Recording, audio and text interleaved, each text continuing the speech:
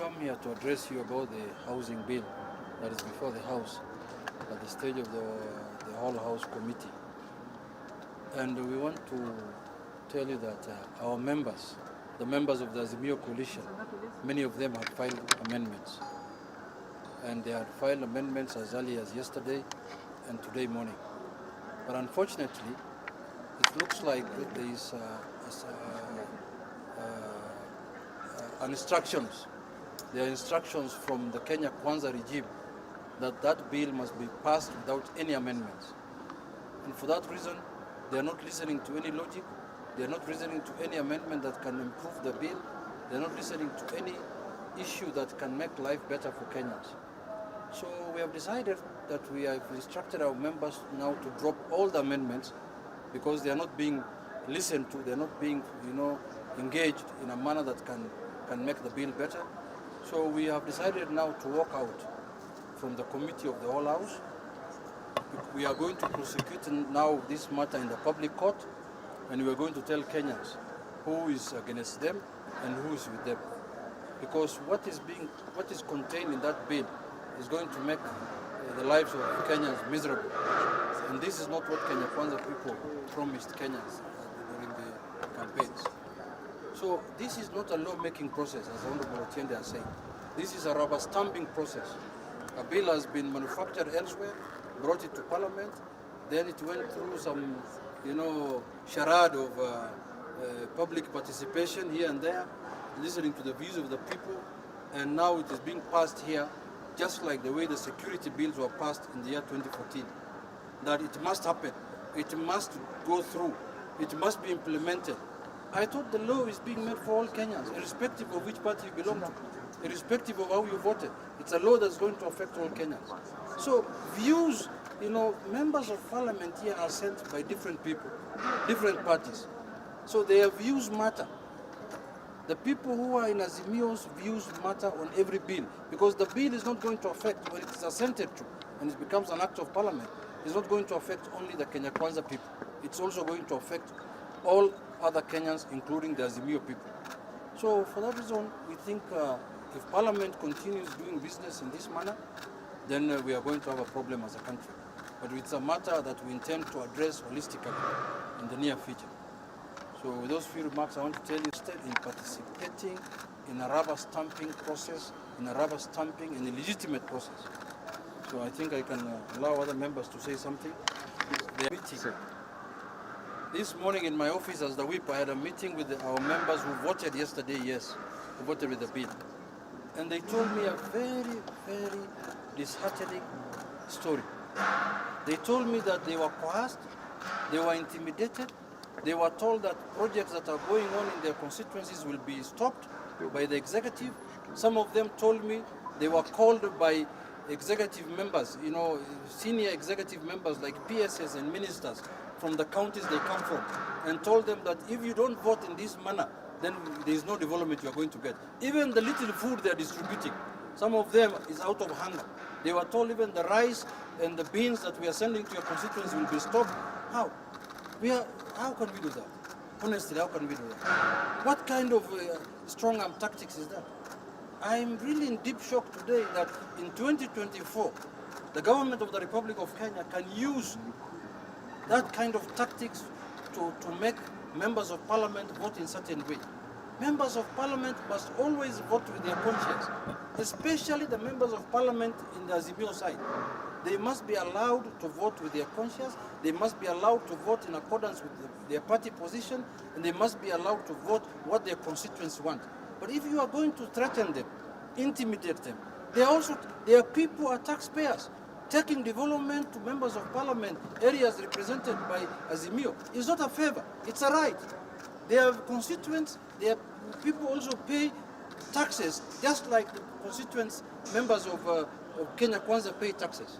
So today I was really shocked, because I wanted to de-whip some of them, but some of them came crying on their knees and told me, my friend, I had a project going on in my constituency, and I got a phone call the previous day, and I was told, if you don't vote in this manner, we are going to stop that project in your constituency. I told him, stand up, don't worry, go and serve your people, but next time, don't listen to that, because We are going to make it very clear to the Kenyans that it is your right to get development and it is your right to be served with your taxes.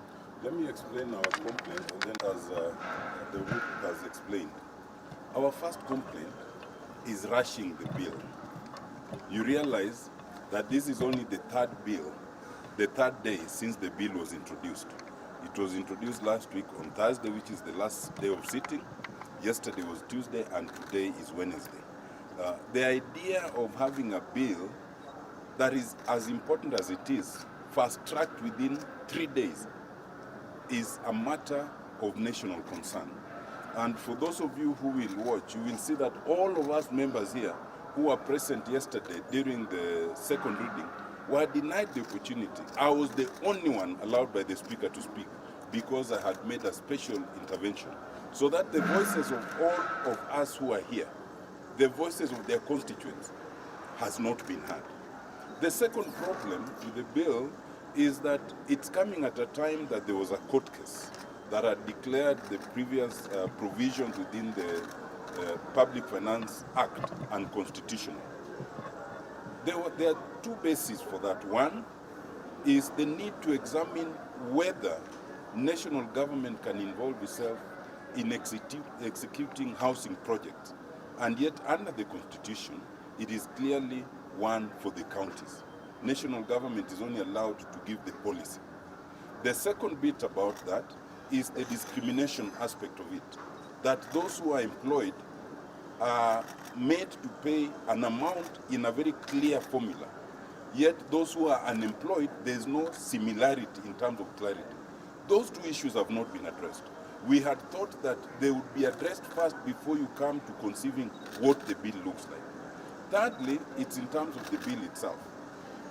As conceived, it is totally unclear on everything. It is unclear on who's to benefit, yes. It is unclear on whether it is meant for ownership or renting. It is unclear on whether it's just for Kenyans or non-Kenyans can benefit. It's unclear on whether any of us can own 1,000 units to the detriment of others. It's unclear on so many things. So we had thought that again we would have a sit down and agree on clarity in terms of what we want. That has not been done. Now lastly, we had thought that even if they are to overlook all those things, there are certain technical things in which you can usually improve a bill, including, and as you know, they are seeking to tax the gross income, not net, gross. And we had thought that some of these things are almost commonsensical, that you can at least agree to disagree in principle, but you can tidy up the bill. So in good faith, we had proposed, as explained by Honorable Junet, a number of amendments. But it has become clear to us that the instructions that have come is to reject everything that comes by way of proposed amendment from our side. And that brings us to our last complaint. To have an august house, a parliament that receives instructions from the executive, and once it receives those instructions, it cannot execute its mandate under the Constitution, is to have a failed parliament. And therefore, the process that is going on is purely robotic, it is meaningless, it is prejudged, it was agreed in Naivasha. And that's why we've seen no purpose in continuing to legitimize it.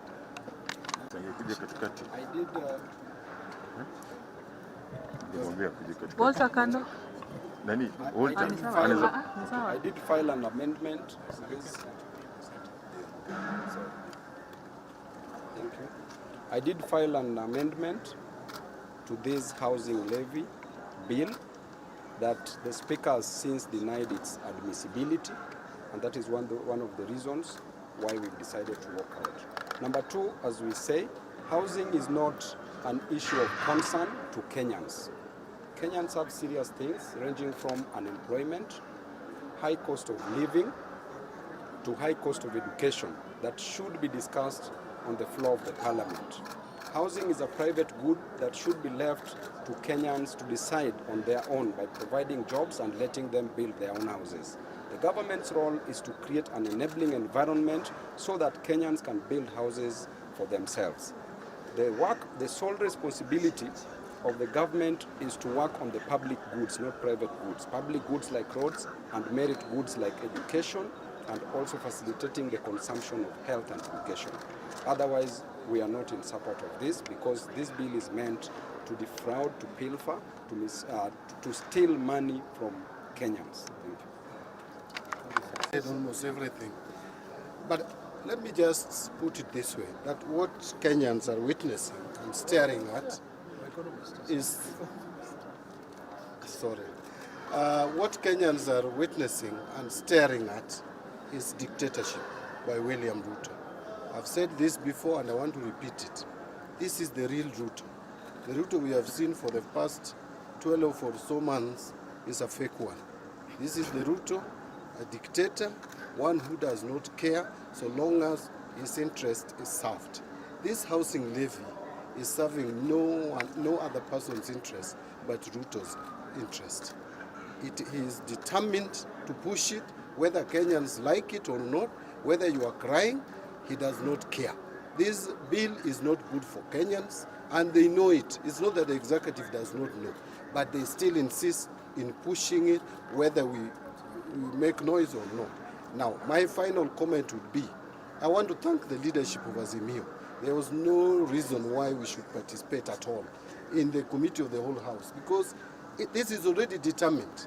So walking out is the right thing to do. Let us meet elsewhere. First, maybe courts. Two, I think Kenyans may go back to where we came from. Because if we have to be pushed this way, tomorrow you don't know what will happen. Let me just mention something that is very interesting, and Honorable Otiende Amolo mentioned it. That now any Kenyan, whether you are a farmer or you sell clothes, mutumba, or whatever you do, the government has the right to calculate 1.5% of your gross earnings, not net. Gross earnings, and deduct that as housing levy. What we are doing is simply setting Kenyans against the KRA. They will come to your doorsteps and start demanding for housing levy from you for I don't know what source of income. Thank you. I have a question.